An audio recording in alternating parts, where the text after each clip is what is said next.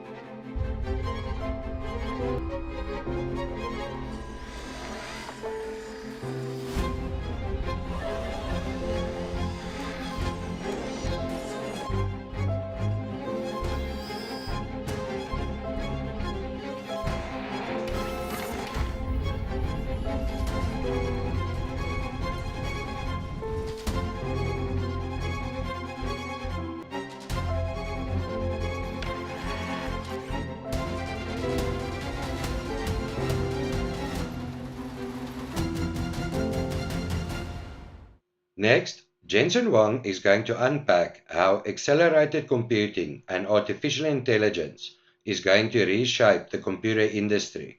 Listen to this. At the foundation of everything that you saw was two fundamental technologies: accelerated computing and artificial intelligence running inside the Omniverse. Those two technologies, those two fundamental forces of computing are going to reshape the computer industry. The computer industry is now some 60 years old. In a lot of ways, everything that we do today was invented the year after my birth, in 1964. The IBM System 360 introduced central processing units, general purpose computing, the separation of hardware and software through an operating system, multitasking, I/O subsystems, DMA, all kinds of technologies that we use today, architectural compatibility, backwards compatibility, family compatibility, all of the things that we know today about computing largely described in 1964. Of course, the PC revolution democratized computing and put it in the hands and the houses of everybody. And then in 2007, the iPhone introduced mobile computing and put the computer in our pocket. Ever since, everything is connected and running all the time through the mobile cloud. This last 60 years, we saw several, just several, not that many actually, 2 or 3 major technology shifts, 2 or 3 tectonic shifts in computing, where everything changed. And we're about to see that happen again. There are 2 fundamental things that are happening. The first is that the processor, the engine by which the computer industry runs on, the central processing unit, the performance scaling has slowed tremendously. And yet, the amount of computation we have to do is still doubling very quickly, exponentially. If processing requirement, if the data that we need to process continues to scale exponentially, but performance does not, we will experience computation inflation. And in fact, we're seeing that right now as we speak. The amount of data center power that's used all over the world is growing quite substantially. The cost of computing is growing. We are seeing computation inflation. This, of course, cannot continue. The data is going to continue to increase exponentially, and CPU performance scaling will never return. There is a better way. For almost 2 decades now, we've been working on accelerated computing. CUDA augments a CPU, offloads and accelerates the work that a specialized processor can do much, much better. In fact, the performance is so extraordinary that it is very clear now, as CPU scaling has slowed and eventually substantially stopped, we should accelerate everything. I predict that every application that is processing intensive will be accelerated, and surely every data center will be accelerated in the near future. Now, accelerated computing is very sensible. It's very common sense. If you take a look at an application, and here the 100T means 100 units of time. It could be 100 seconds, it could be 100 hours, and in many cases, as you know, we're now working on artificial intelligence applications that run for 100 days. The 1T is code that requires sequential processing, where single-threaded CPUs are really quite essential. Operating systems, control logic, really essential to have one instruction executed after another instruction. However, there are many algorithms, computer graphics is one, that you can operate completely in parallel. Computer graphics, image processing, physics simulations, combinatorial optimizations, graph processing, database processing, and of course, the very famous linear algebra of deep learning.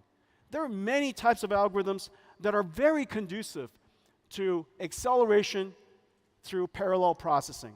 So we invented an architecture to do that.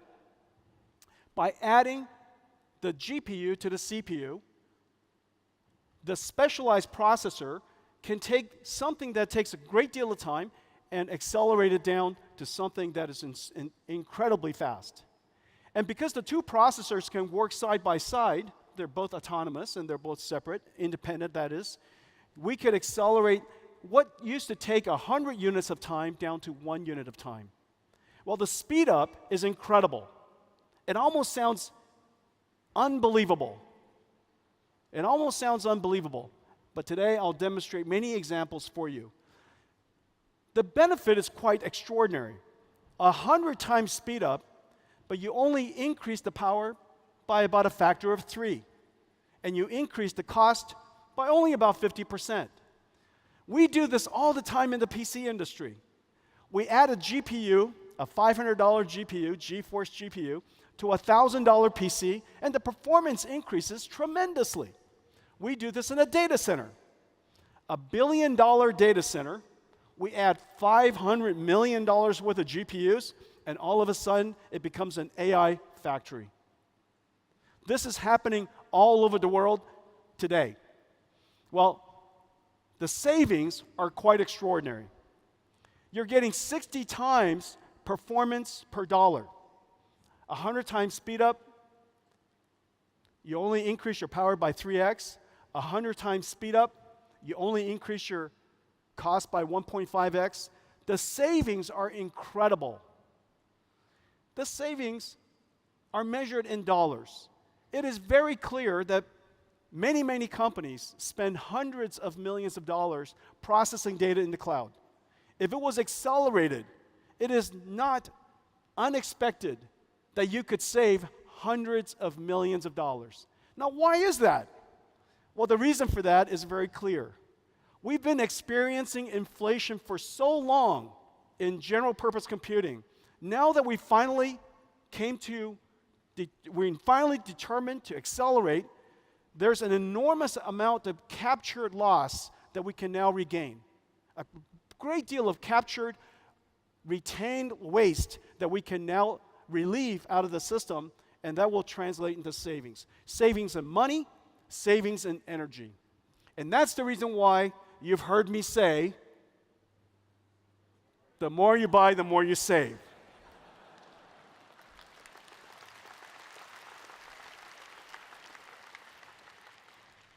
And now I've shown you the mathematics.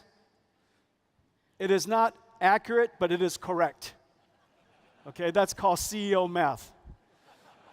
CEO math is not accurate, but it is correct. The more you buy, the more you save. And now we move on to the elephant in the room. The reason why NVIDIA owns the keys to the AI castle, CUDA.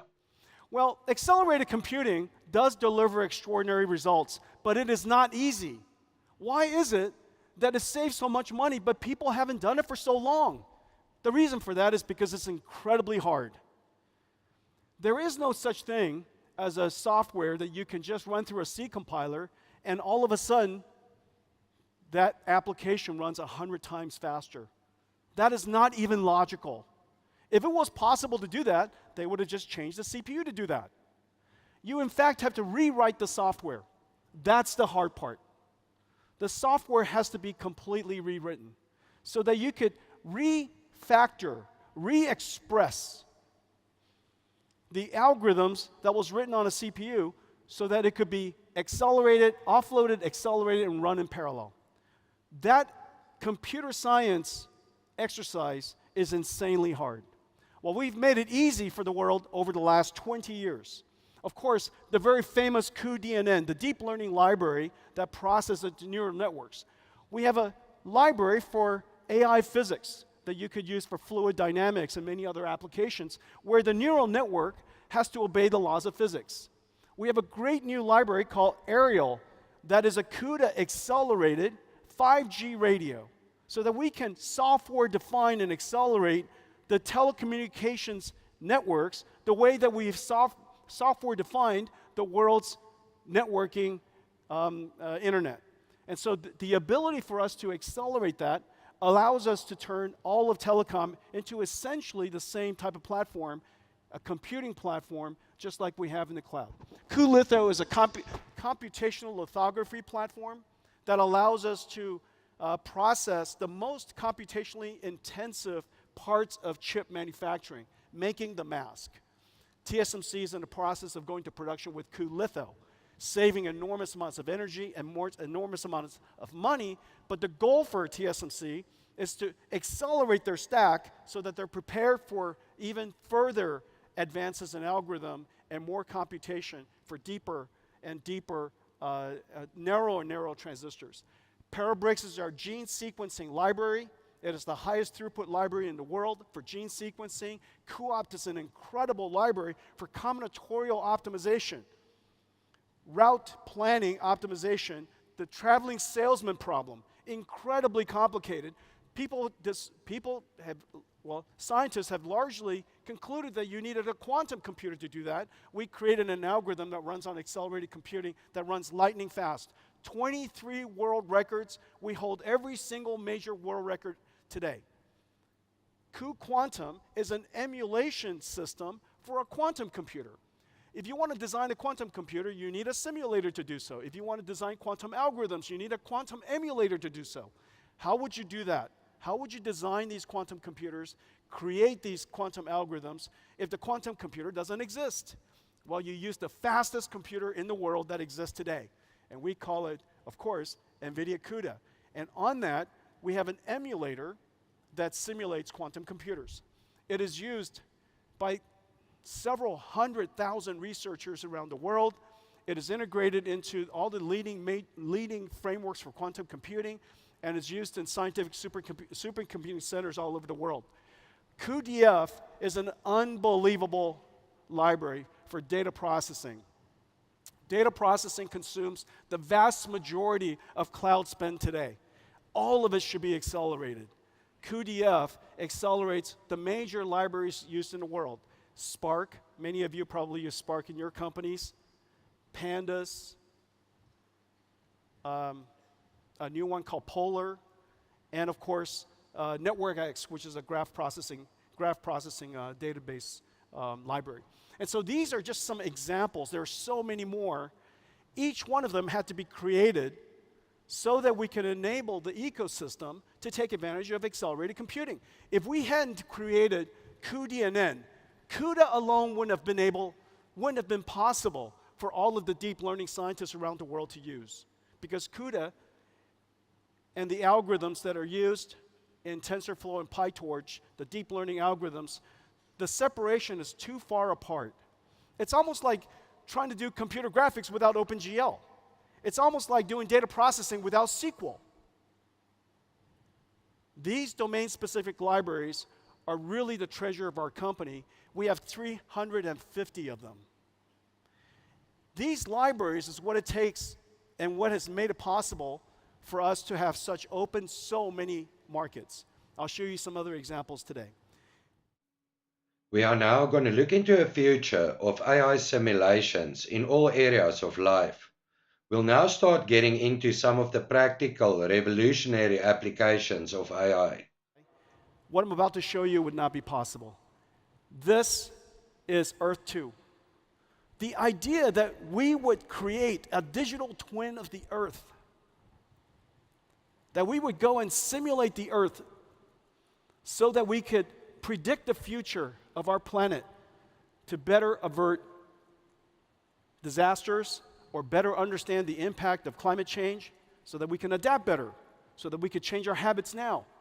This digital twin of Earth is probably one of the most ambitious projects that the world's ever undertaken, and we're taking large steps every single year, and I'll show you results every single year, but this year we made some great breakthroughs. Let's take a look.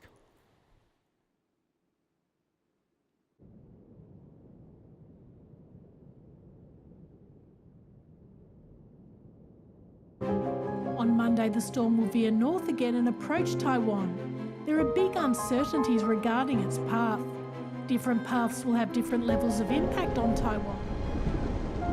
想象我们处于一个能够预测未来的世界，数位孪生是一种反映真实世界的虚拟模型，让我们能够从今天的行为来预测对未来世界的影响。容许我向您介绍 NVIDIA Earth 2， 一个利用 AI、物理模拟和电脑图形技术来预测全球气候的数位孪生。CuDA 是 NVIDIA 的生成式 AI 模型，它在 WRF 数值模拟的基础上训练而成，能够以12倍更高的解析度生成天气模式，从25公里提高到2公里，这代表了区域天气预测的一个巨大飞跃。令人惊讶的是 ，CuDA AI 比传统的物理模拟方法快1000倍，且能源效率高3000倍。在台湾的中央气象局是用这些模型来更精确地预测台风登陆点，但我们并不止步于此。下一个前沿是超本地预测，能精确到数十米，并考虑到城市基础设施的影响。CuDA AI 还在使用像是 Palm 生成的高解析度数据进行训练，一个极高解析度的物理模型，用于模拟大气和海洋边界层。当与天气模拟风场结合一起时，它可以模拟建筑物周围的气流。当极强风汇聚的情况，我们预计能够预测像下冲这样的现象。当强风汇聚到街道层，会有可能造成损坏并影响行人。NVIDIA 2 是数位孪生的一个绝佳范例，它融合了人工智慧、物理模拟和观测数据，可以帮助国家和公司预见未来，并应对极端天气的影响。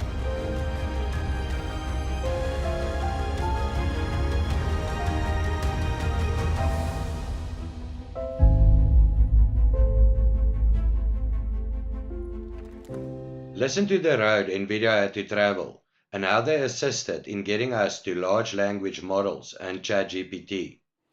However, in 2012, something very important happened. Because of our dedication to advancing CUDA, because of our dedication to continuously improve the performance of drive the cost down, AI researchers discovered CUDA in 2012. That was NVIDIA's first contact with AI. This was a very important day. We had the good wisdom to work with the scientists to make it possible for deep learning to happen. And AlexNet achieved, of course, a tremendous computer vision breakthrough. But the great wisdom was to take a step back and understanding what was the background, what is the foundation of deep learning? What is its long-term impact? What is its potential? And we realized that this technology has great potential to scale. An algorithm that was invented and discovered decades ago, all of a sudden, because of more data, larger networks, and very importantly, a lot more compute, all of a sudden, deep learning was able to achieve what no human algorithm was able to. Now imagine if we were to scale up the architecture even more, larger networks, more data, and more compute, what could be possible? So we dedicated ourselves to reinvent everything. After 2012, we changed the architecture of our GPU to add tensor cores. We invented NVLink. That was 10 years ago now. cuDNN, TensorRT, Nickel. We bought Mellanox, TensorRT LM, the Triton inference server. And all of it came together on a brand new computer nobody understood. Nobody asked for it, nobody understood it, and in fact, I was certain nobody wanted to buy it. And so we announced it at GTC, and OpenAI, a small company in San Francisco, saw it, and they asked me to deliver one to them. I delivered the first DGX, the world's first AI supercomputer, to OpenAI in 2016. Well, after that, we continued to scale. From one AI supercomputer, one AI appliance, we scaled it up to large supercomputers, even larger. By 2017, the world discovered transformers so that we could train enormous amounts of data and recognize and learn patterns that are sequential over large spans of time. It is now possible for us to train these large language models to understand and achieve a breakthrough in natural language understanding. And we kept going after that. We built even larger ones. And then in November 2022, trained on thousands, tens of thousands of NVIDIA GPUs in a very large AI supercomputer, OpenAI announced ChatGPT. 1 million users after 5 days. 1 million after 5 days, 100 million after 2 months. The fastest growing application in history. And the reason for that is very simple. It is just so easy to use, and it was so magical to use. To be able to interact with a computer like it's human. Instead of being clear about what you want, it's like the computer understands your meaning. It understands your intention. Anyways, ChatGPT came along, and something is very important in this slide. Here, let me show you something. This slide, okay, and this slide. The fundamental difference is this. Until ChatGPT, revealed it to the world. AI was all about perception, natural language understanding, computer vision, speech recognition. It's all about perception and detection. This was the first time the world saw a generative AI. It produced tokens, one token at a time. And those tokens were words. Some of the tokens, of course, could now be images, or charts, or tables, songs, words, speech, videos. Those tokens could be anything. Anything that you can learn the meaning of. It could be tokens of chemicals, tokens of proteins, genes. You saw earlier in Earth 2, we were generating tokens of the weather. We can learn physics. If you can learn physics, you could teach an AI model physics. The AI model could learn the meaning of physics, and it can generate physics. We were scaling down to 1 kilometer, not by using filtering, it was generating. And so we can use this method to generate tokens for almost anything of value. We can generate steering wheel control for a car. We can generate articulation for a robotic arm. Everything that we can learn, we can now generate. We have now arrived not at the AI era, but a generative AI era. But what's really important is this. This computer that started out as a supercomputer has now evolved into a data center, and it produces one thing. It produces tokens. Now it's time to buckle up. Listen to the vision and application NVIDIA sees for AI and AI factories. It's an AI factory. This AI factory is generating, creating, producing something of great value, a new commodity. In the late 1890s, Nikola Tesla invented an AC generator. We invented an AI generator. The AC generator generated electrons. NVIDIA's AI generator generates tokens. Both of these things have large market opportunities. It's completely fungible in almost every industry. And that's why it's a new industrial revolution. We have now a new factory producing a new commodity for every industry that is of extraordinary value. And the methodology for doing this is quite scalable. And the methodology of doing this is quite repeatable. Notice how quickly so many different AI models, generative AI models, are being invented, literally daily. Every single industry is now piling on. For the very first time, the IT industry, which is $3 trillion, $3 trillion IT industry, is about to create something that can directly serve $100 trillion of industry. No longer just an instrument for information storage or data processing, but a factory for generating intelligence for every industry. This is going to be a manufacturing industry, not a manufacturing industry of computers, but using the computers in manufacturing. This has never happened before. Quite an extraordinary thing. What started with accelerated computing, led to AI, led to generative AI, and now an industrial revolution. Now the impact to our industry is also quite significant. Of course, we could create a new commodity, a new product we call tokens for many industries, but the impact to ours is also quite profound. For the very first time, as I was saying earlier, in 60 years, every single layer of computing has been changed. From CPUs, general purpose computing, to accelerated GPU computing, where the computer needs instructions, Now computers process LLMs, large language models, AI models.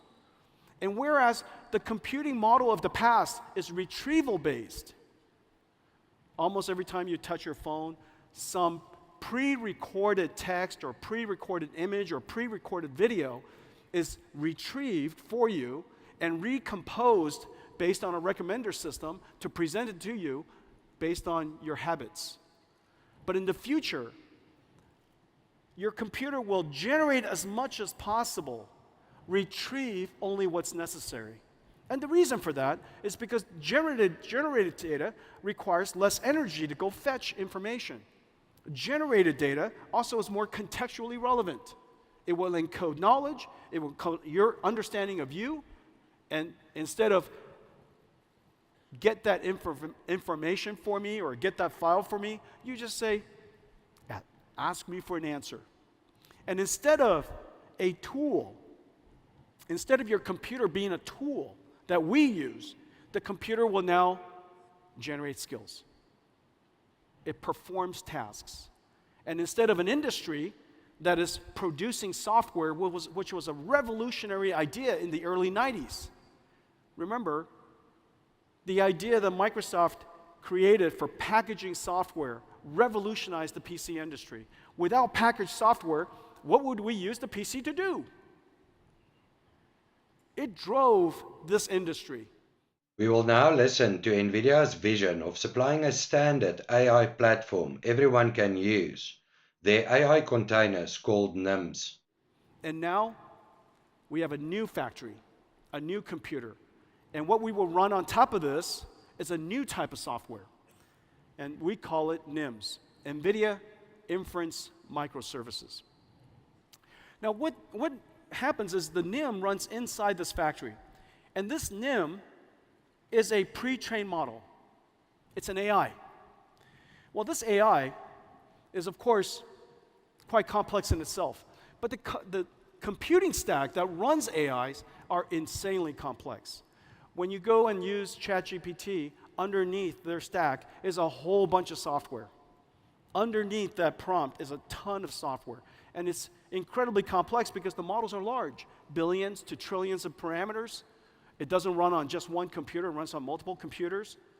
It has to distribute the workload across multiple GPUs, tensor parallelism, pipeline parallelism, data parallelism, all kinds of parallelism, expert parallelism, all kinds of parallelism, distributing the workload across multiple GPUs, processing it as fast as possible, because if you are in a factory, if you run a factory, your throughput directly correlates to your revenues. Your throughput directly correlates to quality of service. And your throughput directly correlates to the number of people who can use your service. We are now in a world where data center throughput, utilization, is vitally important. It was important in the past, but not vitally important. It was important in the past, but people don't measure it. Today, every parameter is measured. Start time, uptime, utilization, throughput, idle time, you name it. Because it's a factory. When something is a factory, its operations directly correlate to the financial performance of the company. And so we realized that this is incredibly complex for most companies to do. So what we did was we created this AI in a box, and it contains an incredible amount of software. Inside this container is CUDA, cuDNN, TensorRT, Triton for inference services. It is cloud native so that you could auto scale in a Kubernetes environment. It has management services and hooks so that you can monitor your AIs. It has common APIs, standard APIs, so that you could literally chat with this box. You download this NIM, and you can talk to it. So long as you have CUDA on your computer, which is now, of course, everywhere. It's in every cloud, available from every computer maker. It is available in hundreds of millions of PCs. When you download this, you have an AI, and you can chat with it like ChatGPT. All of the software is now integrated. 400 dependencies, all integrated into one. We tested this NIM, each one of these pre-trained models, against our entire install base that's in the cloud, all the different versions of Pascal and Amperes and Hoppers and all kinds of different versions. I even forget some. NIMS, incredible invention. This is one of my favorites. And of course, as you know, we now have the ability to create large language models and pre-trained models of all kinds. And we have all of these various versions, whether it's language-based or vision-based or imaging-based, or we have versions that are available for healthcare, digital biology. We have versions that are digital humans that I'll talk to you about. And the way you use this, just come to ai.nvidia.com. And today we just posted up in Hugging Face the Llama 3 NIM, fully optimized. It's available there for you to try. And you can even take it with you. It's available to you for free. And so you could run it in the cloud, run it in any cloud. You could download this container, put it into your own data center, and you could host it, make it available for your customers. We have, as I mentioned, all kinds of different domains. Physics, some of it is for semantic retrieval called RAGs, vision languages, all kinds of different languages. And the way that you use it is connecting these microservices into large applications. Now, Jensen Huang will make practical how AI will be personalized and how this will lead to AI agents, teams, and full digital humans. One of the most important applications in the coming future, of course, is customer service agents. Customer service agents are necessary in just about every single industry. It represents trillions of dollars of customer service around the world. Nurses are customer service agents in some ways. Some of them are non-prescription or non-diagnostics based nurses are essentially customer service. Customer service for retail, for quick service foods, financial services, insurance, just tens and tens of millions of customer service can now be augmented by language models and augmented by AI. And so these boxes that you see are basically NIMS. Some of the NIMS are reasoning agents. Given a task, figure out what the mission is, break it down into a plan. Some of the NIMS retrieve information. Some of the NIMS might go and do search. Some of the NIMS might use a tool like CUDA that I was talking about earlier. It could use a tool that could be running on SAP. And so it has to learn a particular language called ABAP. Maybe some NIMS have to do SQL queries. And so all of these NIMS are experts that are now assembled as a team. So what's happening? The application layer has been changed. What used to be applications written with instructions are now applications that are assembling teams of AIs. Very few people know how to write programs. Almost everybody knows how to break down a problem and assemble teams. Every company, I believe, in the future will have a large collection of NIMS, and you would bring down the experts that you want. You connect them into a team, and you don't even have to figure out exactly how to connect them.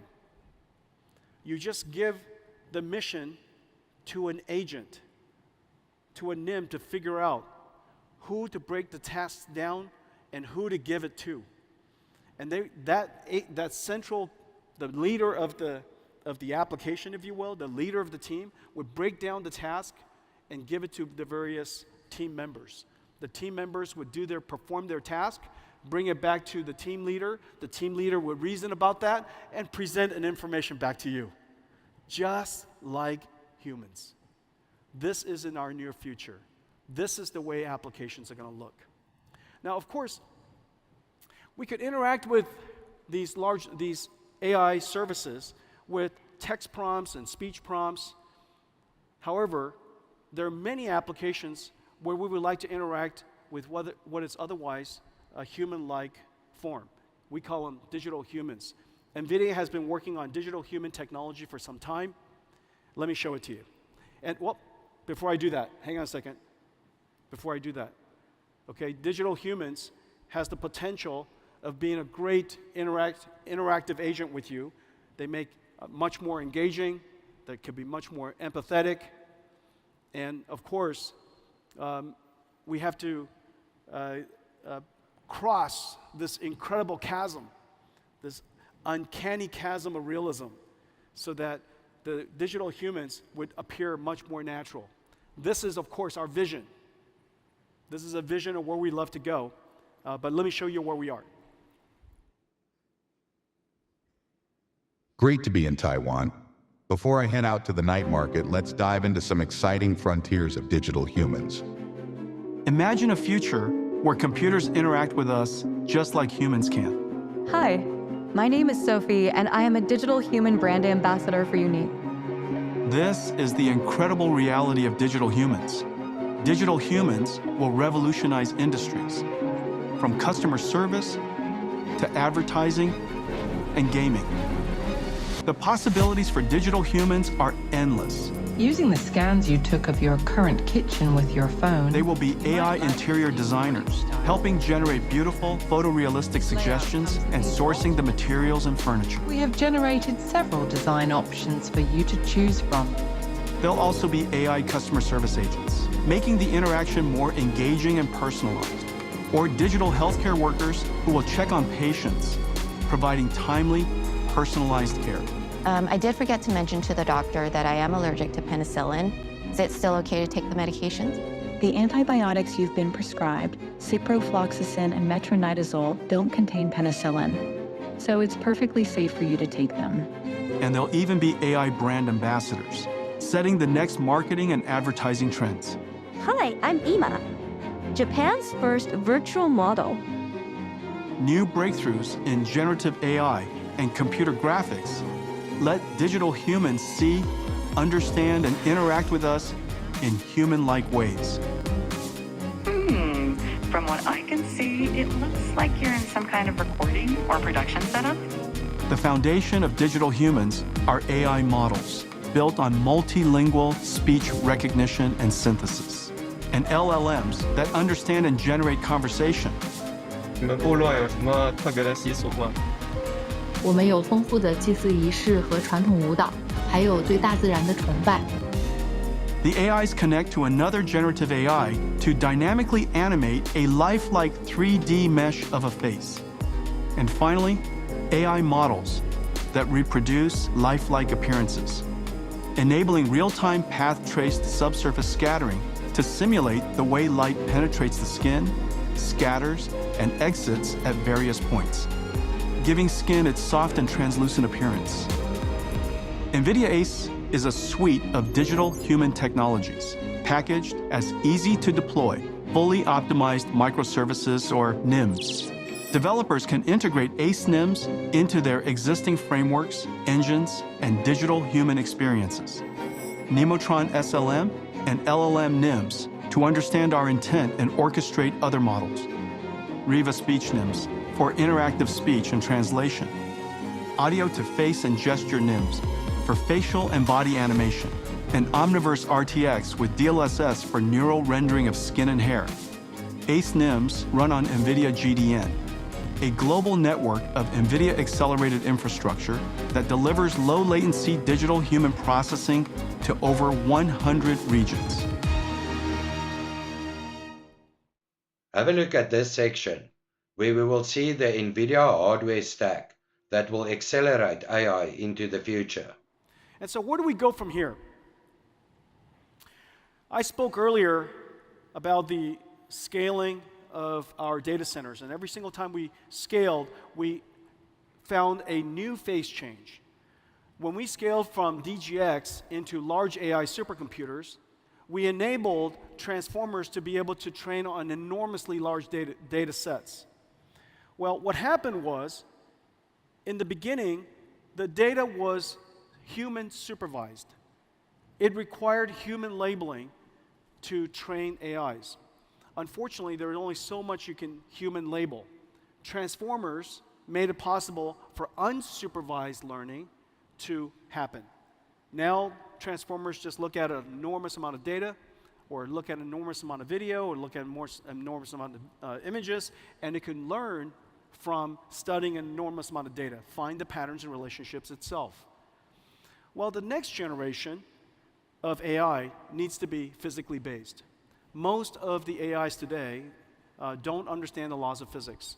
It's not grounded in the physical world. In order for us to generate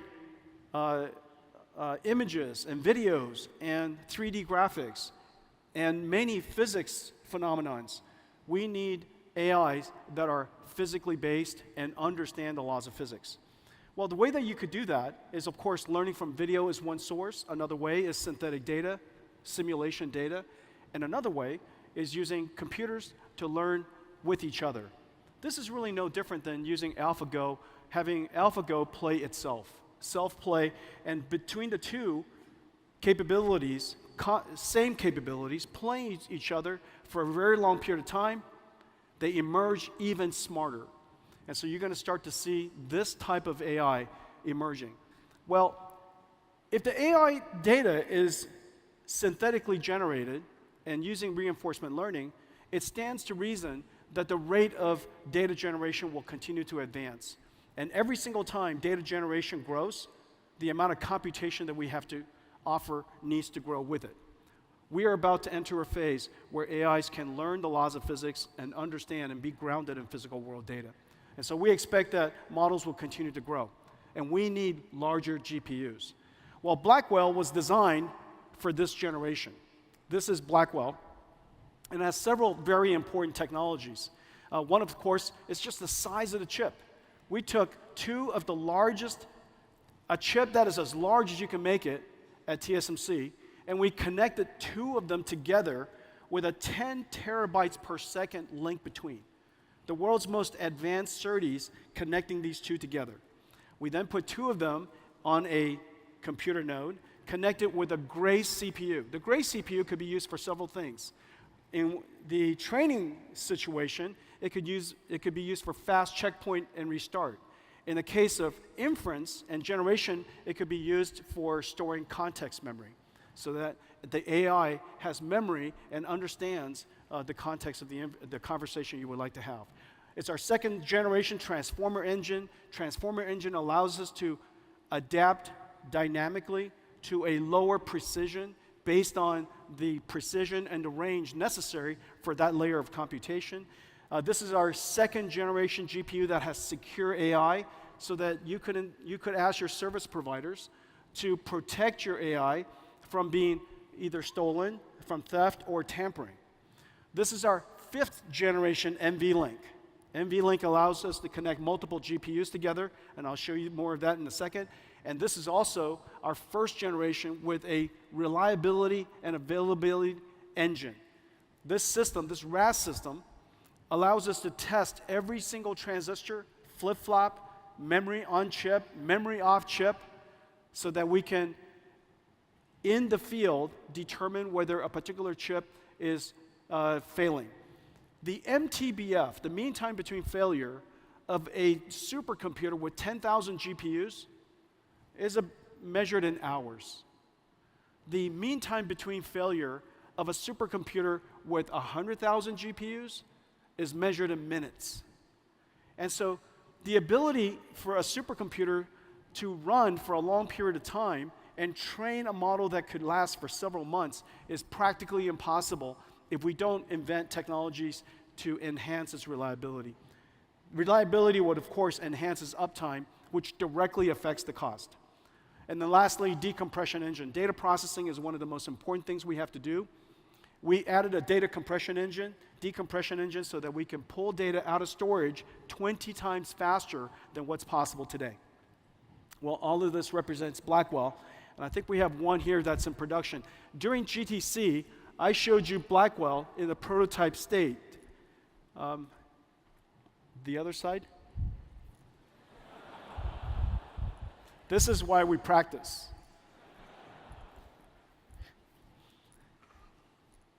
In 美国其实这样子的。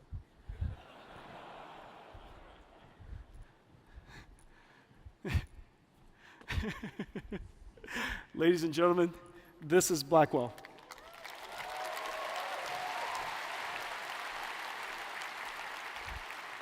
Blackwell is in production.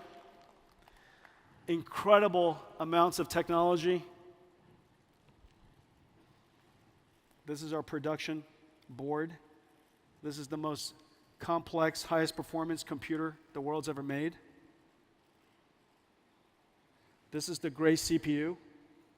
And these are, you could see each one of these Blackwell dies, 2 of them connected together. You see that? It is the largest die, the largest chip the world makes. And then we connect 2 of them together with a 10 terabyte per second link. Okay, and that makes the Blackwell computer. And the performance is incredible. Take a look at this. So,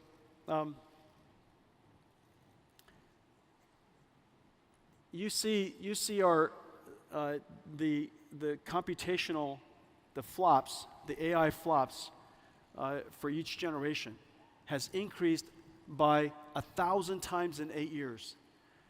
Moore's law in 8 years is something along the lines of, oh, I don't know, maybe 40, 60.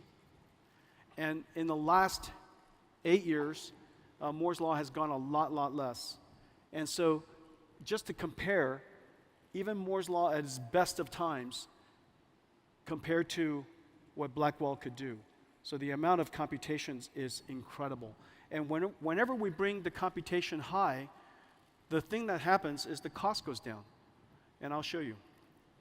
What we've done is we've increased, through its computational capability, the energy used to train a GPT-4, 2 trillion parameter, 8 trillion tokens. The amount of energy that is used has gone down by 350 times. Well, Pascal would have taken 1,000 gigawatt hours. 1,000 gigawatt hours means that it would take a gigawatt data center. The world doesn't have a gigawatt data center, but if you had a gigawatt data center, it would take a month. If you had a 100 megawatt data center, it would take about a year. And so nobody would, of course, create such a thing, and that's the reason why these large language models, ChatGPT, wasn't possible only 8 years ago. By us driving down increasing the performance, the energy efficient, while keeping and improving energy efficiency along the way, we've now taken, with Blackwell, what used to be 1,000 gigawatt hours to 3, an incredible advance. 3 gigawatt hours, if it's a 10,000 GPUs, for example, it would only take 10,000 GPUs, I guess it would take a few days, 10 days or so. So the amount of advance in just 8 years is incredible. Well, this is for inference. This is for token generation. Our token generation performance has made it possible for us to drive the energy down by 45,000 times. 17,000 joules per token, that was Pascal. 17,000 joules is kind of like 2 light bulbs running for 2 days. It would take 2 light bulbs running for 2 days amounts of energy, 200 watts running for 2 days, to generate 1 token of GPT-4. It takes about 3 tokens to generate 1 word. And so the amount of energy used necessary for Pascal to generate GPT-4 and have a ChatGPT experience with you was practically impossible. But now we only use 0.4 joules per token, and we can generate tokens at incredible rates and very little energy. Okay, so Blackwell is just an enormous leap. Well, even so, it's not big enough. And so we have to build even larger machines. And so the way that we build it is called DGX. So this is our Blackwell chips, and it goes into DGX systems.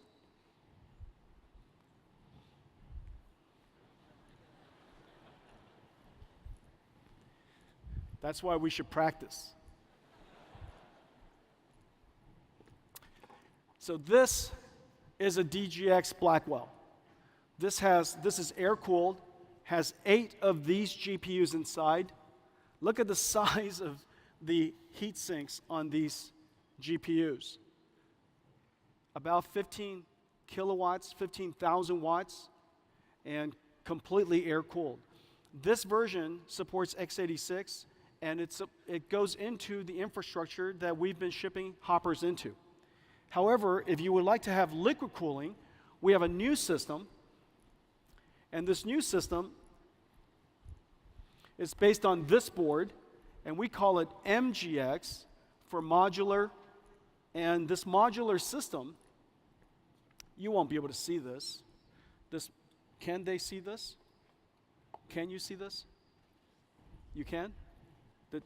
Are you? Okay. Paise.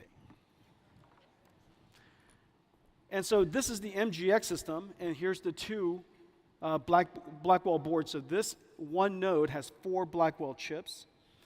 These 4 Blackwell chips, this is liquid cooled. 9 of them, 72 of these GPUs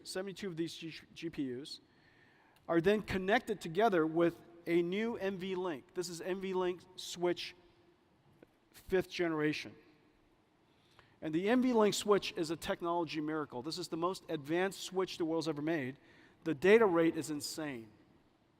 And these switches connect every single one of these Blackwells to each other, so that we have one giant 72 GPU Blackwell. Well, the benefit of this is that in one domain, one GPU domain, this now looks like one GPU. This one GPU has 72 versus the last generation of 8, so we increased it by 9 times. The amount of bandwidth we've increased by 18 times. The AI flops we've increased by 45 times, and yet the amount of power is only 10 times. This is 100 kilowatts, and that is 10 kilowatts. And that's for one. Now, of course, well, you could always connect more of these together, and I'll show you how to do that in a second. But what's the miracle is this chip, this NVLink chip. People are starting to awaken to the importance of this NVLink chip as it connects all these different GPUs together, because the large language models are so large, it doesn't fit on just one GPU, doesn't fit on just one node. It's going to take the entire rack of GPUs, like this new DGX that I was just standing next to hold a large language model that are tens of trillions of parameters large. NVLink switch in itself is a technology miracle. It's 50 billion transistors, 74 ports at 400 gigabits each, 4 links, cross-sectional bandwidth of 7.2 terabytes per second. But one of the important things is that it has mathematics inside the switch so that we can do reductions, which is really important in deep learning, right on the chip. And so this is what a DGX looks like now. And a lot of people ask us, they say, and there's this confusion about what NVIDIA does, and how is it possible that NVIDIA became so big building GPUs? And so there's an impression that this is what a GPU looks like. Now, this is a GPU. This is one of the most advanced GPUs in the world, but this is a gamer GPU. But you and I know that this is what a GPU looks like. This is one GPU. Ladies and gentlemen, DGX GPU.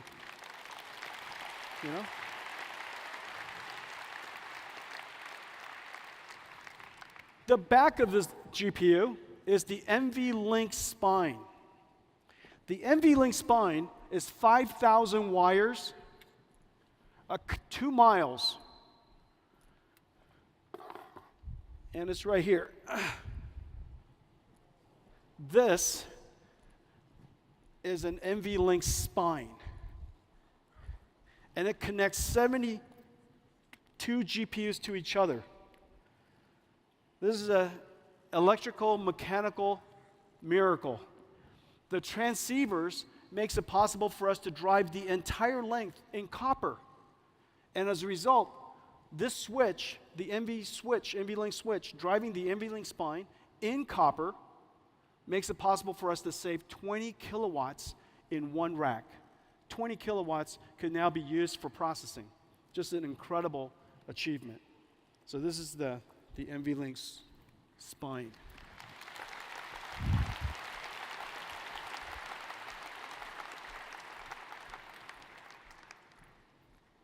Wow.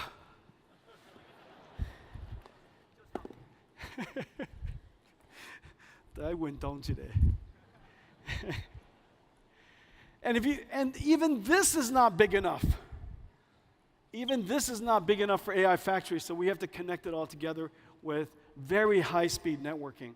Well, we have two types of networking. We have InfiniBand, which has been used in supercomputing and AI factories all over the world. And it is growing incredibly fast for us. However, not every data center can handle InfiniBand because they've already invested their ecosystem in Ethernet for too long. And it does take some specialty and some expertise to manage InfiniBand switches and InfiniBand networks. And so what we've done is we've brought the capabilities of InfiniBand to the Ethernet architecture, which is incredibly hard. And the reason for that is this. Ethernet was designed for high average throughput. Because every single node, every single computer is connected to a different person on the internet, and most of the communications is the data center with somebody on the other side of the internet. However, deep learning and AI factories, the GPUs are not communicating with people on the internet mostly, it's communicating with each other.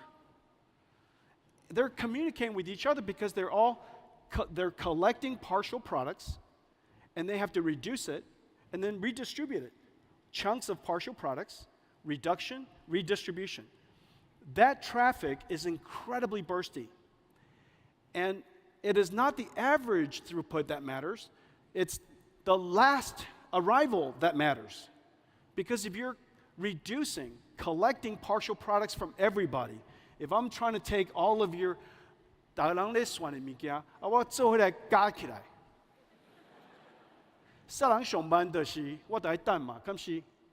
so it's not the average throughput, it's whoever gives me the answer last. Okay? Ethernet has no provision for that. And so there are several things that we had to create. We created an end-to-end architecture so that the NIC and the switch can communicate. And we applied 4 different technologies to make this possible. Number one, NVIDIA has the world's most advanced RDMA. And so now we have the ability to have a network-level RDMA for Ethernet that is incredibly great. Number 2, we have congestion control. The switch does telemetry at all times incredibly fast, and whenever the GPUs or the NICs are sending too much information, we can tell them to back off so that it doesn't create hotspots. Number 3, adaptive routing. Ethernet needs to transmit and receive in order. We see congestions, or we see ports that are not currently being used. Irrespective of the ordering, we will send it to the available ports, and Bluefield on the other end reorders it so that it comes back in order. That adaptive routing, incredibly powerful. And then lastly, noise isolation. There's more than one model being trained or something happening in the data center at all times, and their noise and their traffic could get into each other and causes jitter. And so when the noise of one model training causes the last arrival to end up too late, it really slows down the training. Well, overall, remember, you have built a $5 billion or $3 billion data center, and you're using this for training. If the utilization, network utilization, was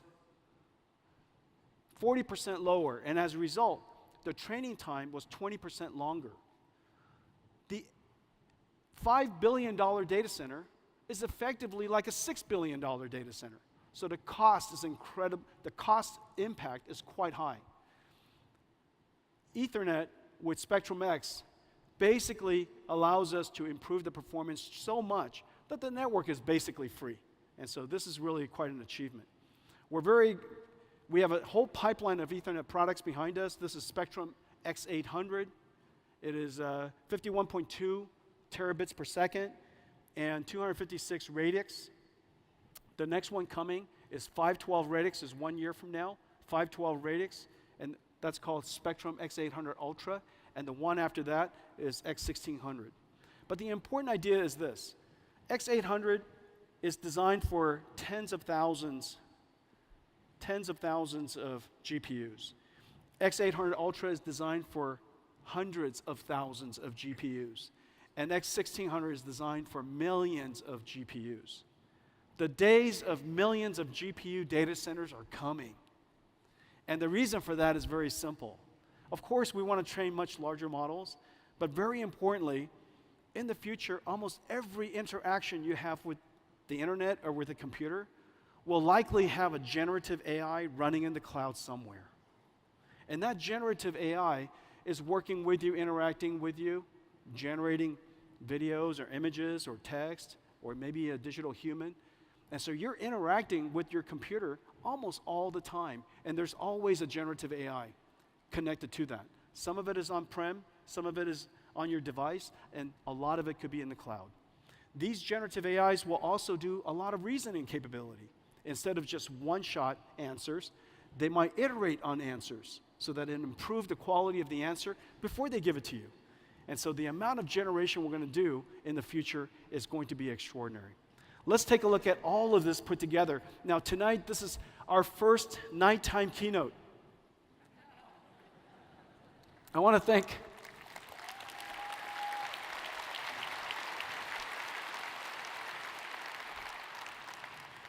thank all of you for coming out tonight at 7 o'clock.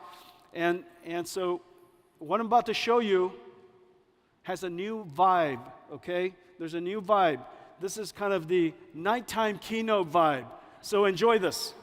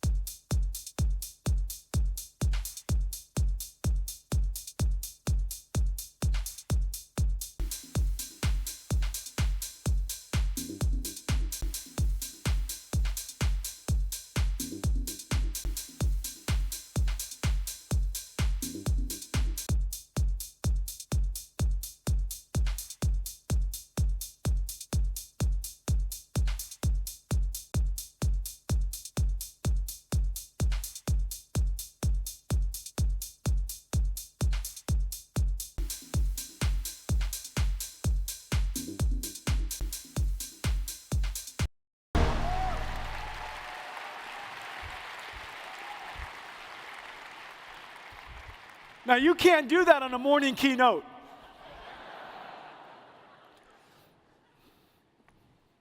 I think that style of keynote has never been done in Computex ever. Might be the last.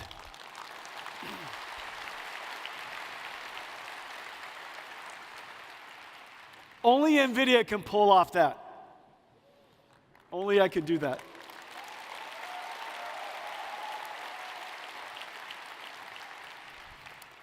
Blackwell, of course, is the first generation of NVIDIA platforms that was launched at the beginning, right as the world knows the generative AI era is here. Just as the world realized the importance of AI factories, just as the beginning of this new industrial revolution. We have so much support, nearly every OEM, every computer maker, every CSP, every GPU cloud, sovereign clouds, even telecommunication companies, enterprises all over the world. The amount of success, the amount of adoption, the amount of enthusiasm for Blackwell is just really off the charts, and I want to thank everybody for that.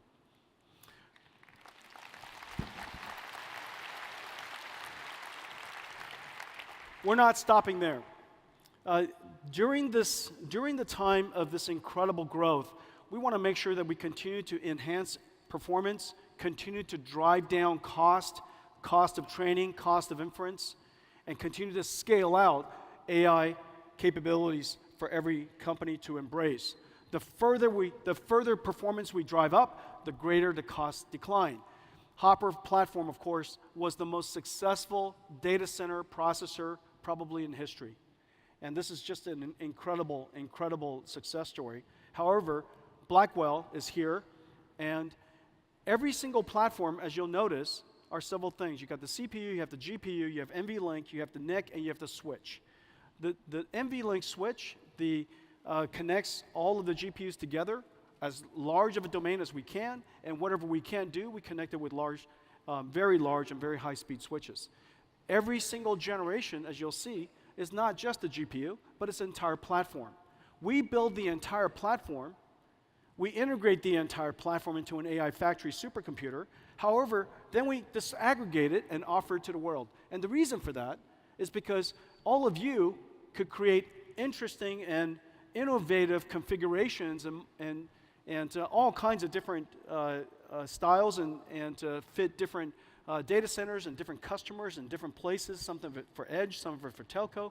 And all of the different innovation are possible if we made the systems open and make it possible for you to innovate.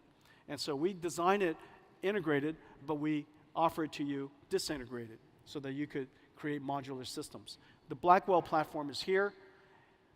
Our company is on a one-year rhythm. Our basic philosophy is very simple. One, build the entire data center scale, disaggregate it, and sell it to you in parts on a one-year rhythm, and we push everything to technology limits. Whatever TSMC process technology, we'll push it to the absolute limits. Whatever packaging technology, push it to the absolute limits. Whatever memory technology, push it to absolute limits. SerDes technology, optics technology, everything is pushed to the limit. Well, and then after that, do everything in such a way so that all of our software runs on this entire install base. Software inertia is the single most important thing in computers. When a computer is backwards compatible and is architecturally compatible with all the software that has already been created, your ability to go to market is so much faster. And so the velocity is incredible when we can take advantage of the entire install base of software that has already been created. Well, Blackwell is here. Next year is Blackwell Ultra. Just as we had H100 and H200, you'll probably see some pretty exciting new generation from us for Blackwell Ultra. Again, pushed to the limits, and the next generation Spectrum switch, as I mentioned. Well, this is the very first time that this next click has been made. And I'm not sure yet whether I'm going to regret this or not.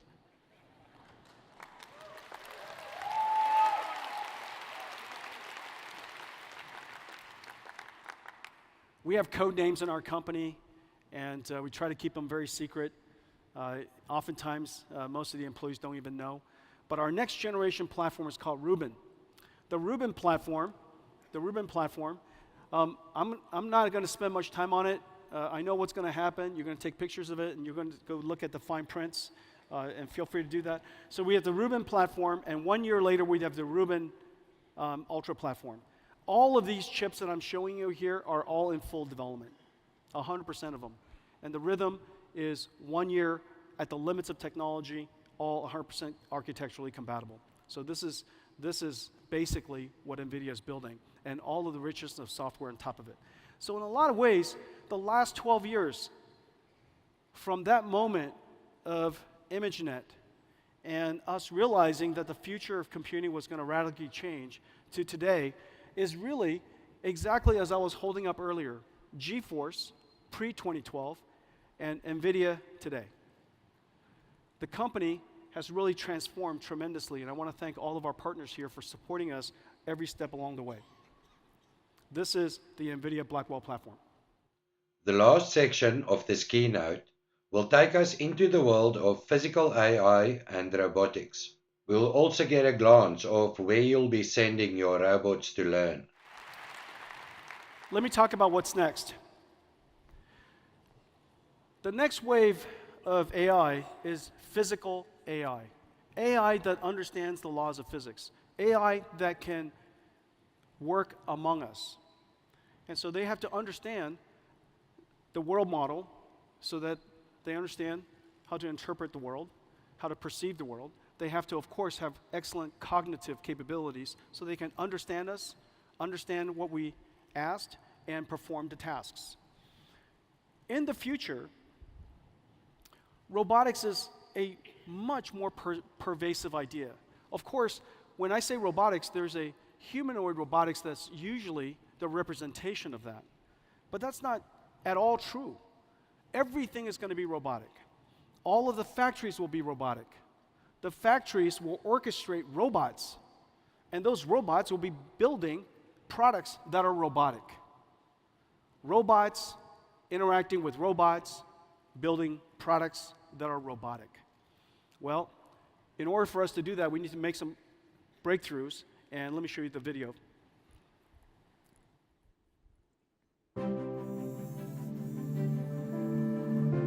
The era of robotics has arrived. One day, everything that moves will be autonomous. Researchers and companies around the world are developing robots powered by physical AI. Physical AIs are models that can understand instructions and autonomously perform complex tasks in the real world. Multimodal LLMs are breakthroughs that enable robots to learn, perceive, and understand the world around them and plan how they'll act. And from human demonstrations, robots can now learn the skills required to interact with the world using gross and fine motor skills. One of the integral technologies for advancing robotics is reinforcement learning. Just as LLMs need RLHF, or reinforcement learning from human feedback, to learn particular skills, generative physical AI can learn skills using reinforcement learning from physics feedback in a simulated world. These simulation environments are where robots learn to make decisions by performing actions in a virtual world that obeys the laws of physics. In these robot gyms, a robot can learn to perform complex and dynamic tasks safely and quickly, refining their skills through millions of acts of trial and error. We built NVIDIA Omniverse as the operating system where physical AIs can be created. Omniverse is a development platform for virtual world simulation, combining real-time, physically based rendering, physics simulation, and generative AI technologies. In Omniverse, robots can learn how to be robots. They learn how to autonomously manipulate objects with precision, such as grasping and handling objects, or navigate environments autonomously, finding optimal paths while avoiding obstacles and hazards.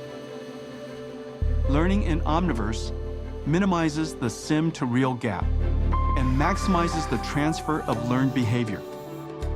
Building robots with generative physical AI requires 3 computers: NVIDIA AI supercomputers to train the models, NVIDIA Jetson Orin and next-generation Jetson Thor robotics supercomputer to run the models, and NVIDIA Omniverse, where robots can learn and refine their skills in simulated worlds.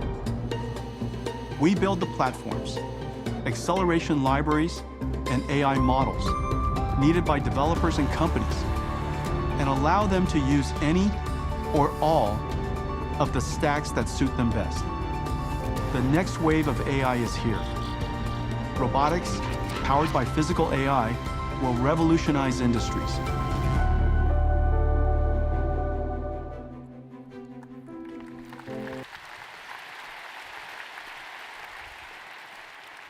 This isn't the future. This is happening now.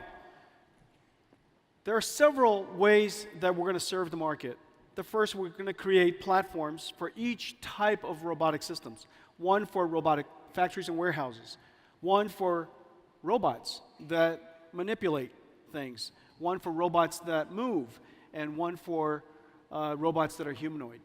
And so each one of these robotics platform is like almost everything else we do. A computer, acceleration libraries, and pre-trained models. Computers, acceleration libraries, pre-trained models. And we test everything, we train everything, and integrate everything inside Omniverse, where Omniverse is, as the video was saying, where robots learn how to be robots. Now, of course, the ecosystem of robotic warehouses is really, really complex. It takes a lot of companies, a lot of tools, a lot of technology to build a modern warehouse. And warehouses are increasingly robotic. One of these days will be fully robotic. And so in each one of these ecosystems, we have SDKs and APIs that are connected into the software industry, SDKs and APIs connected into edge AI industry and companies, and then also, of course, systems that are designed for PLCs and robotic systems for the ODMs. It's then integrated by integrators created for ultimately building warehouses for customers. Here we have an example of Kenmac building a robotic warehouse for Giant Group.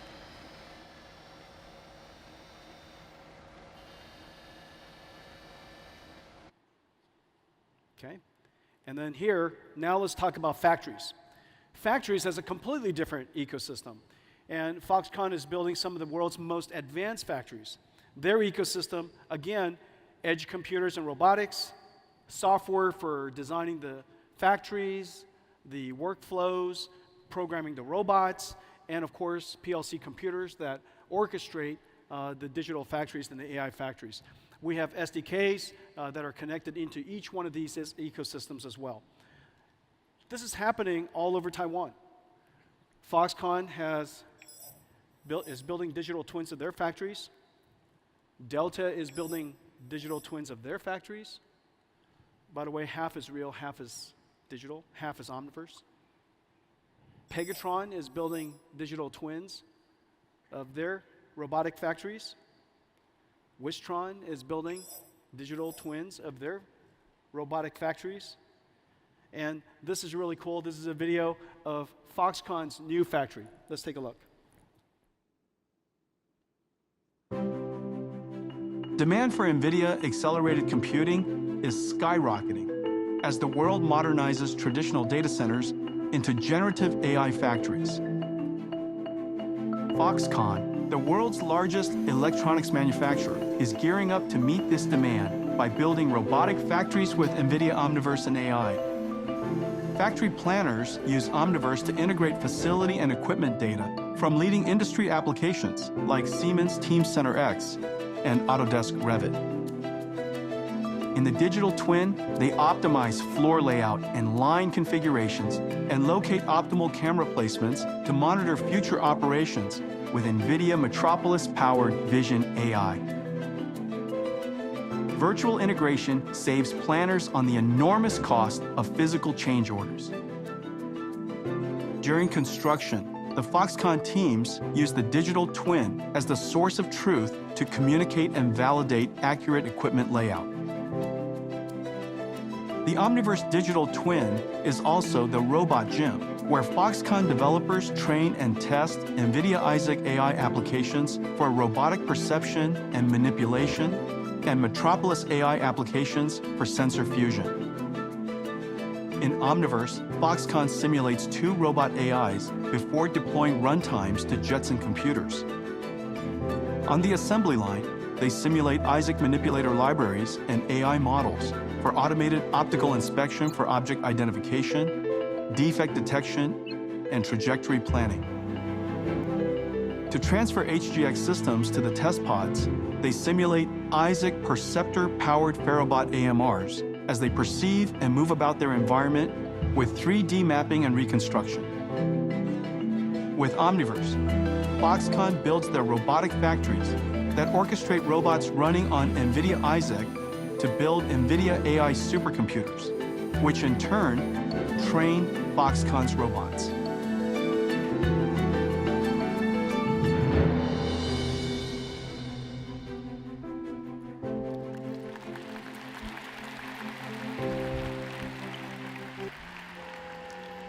So a robotic factory is designed with 3 computers. Train the AI on NVIDIA AI.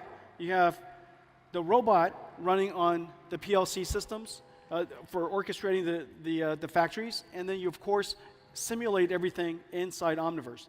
Well, the robotic arm and the robotic AMRs are also the same way, 3 computer systems. The difference is the 2 Omniverses will come together. So they'll share one virtual space. When they share one virtual space, that robotic arm will become inside the robotic factory. And again, three computers, and we provide the computer, the acceleration layers, and pre-trained AI models. We've connected NVIDIA Manipulator and NVIDIA Omniverse with Siemens, the world's leading industrial automation software and systems company. This is really a fantastic partnership, and they're working on factories all over the world. Semantic Pick AI now integrates Isaac Manipulator, and Semantic Pick AI operates ABB, KUKA, Yaskawa, Fanuc, Universal Robotics, and Techman. And so Siemens is a fantastic integration. We have all kinds of other integrations. Let's take a look.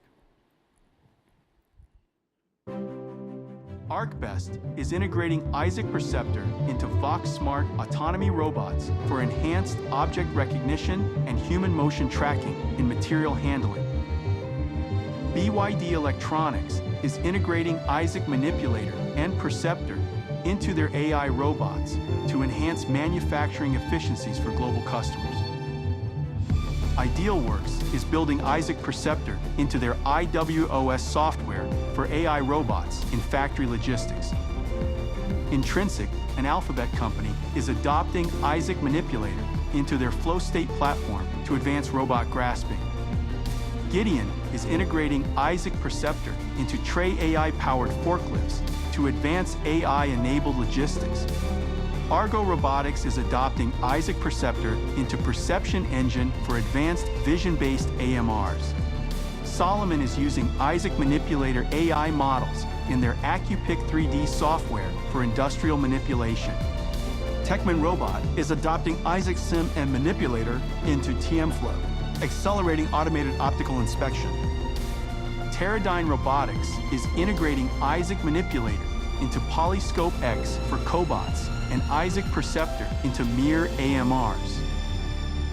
Vention is integrating Isaac Manipulator into machine logic for AI manipulation robots.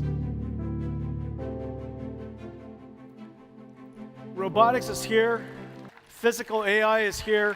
This is not science fiction, and it's being used all over Taiwan. It's just really, really exciting.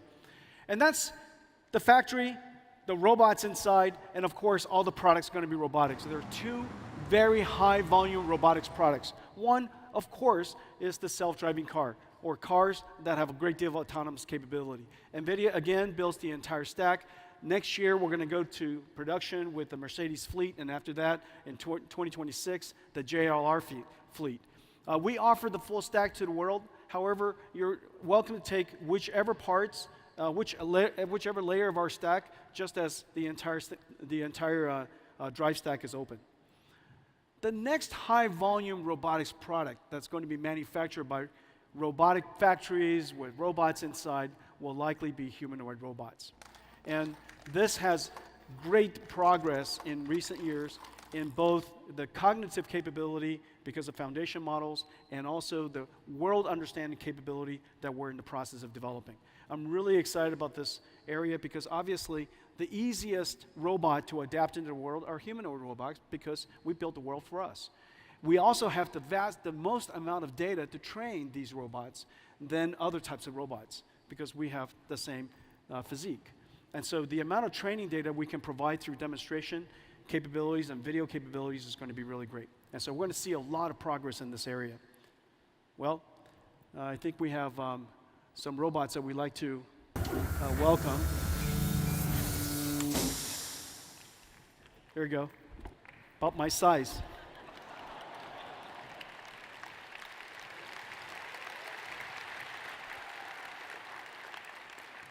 And we have some friends to join us. So the future of robotics is here. The next wave of AI, and of course, you know, Taiwan builds computers with keyboards. You build computers for your pocket. You build computers for data centers in the cloud. In the future, you're going to build computers that walk and computers that roll, you know, around. And so these are all just computers. And as it turns out, the technology is very similar to the technology of building all of the other computers that you already built today. So this is going to be a really extraordinary journey for us. Well, I want to